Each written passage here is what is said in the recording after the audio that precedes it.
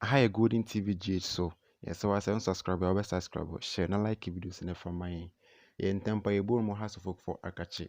And you know, say house of folk for any coach after says Ratko Matic, if you bobo could mkoe, as some mobile will be taking over and Yaman Swint me and Koyan from Mano.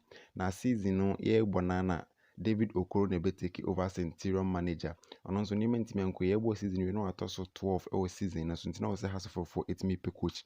And you know, coaches for a dean be Benabe to Tunisian coach Kalei Abed ne di beto dwa sanka onya hasofo kwadwuma na nkobenya nanso nyama ntimi amfenti papa ntimi ambenye enam no ka se papa ofi Netherlands Martin Koopman ena bedo magan ne mo ba fa hasofo for adwuma na omo director Ran Hendrik ena recommend sa coach edema hasofo for papa di mfie 67 na ofi Netherlands no defender in Netherlands na wa manage Go Ahead Eagles FC20s ene Kabu omu nyina ye teams a papa etimi manage enti ye hwe enum se papa na ebetimi abefa hasofo for adwuma na isi amno ka se de wabedu omangan ne ka wo se ahaye Golden TV GH subscribe na share na like videos ni for mine.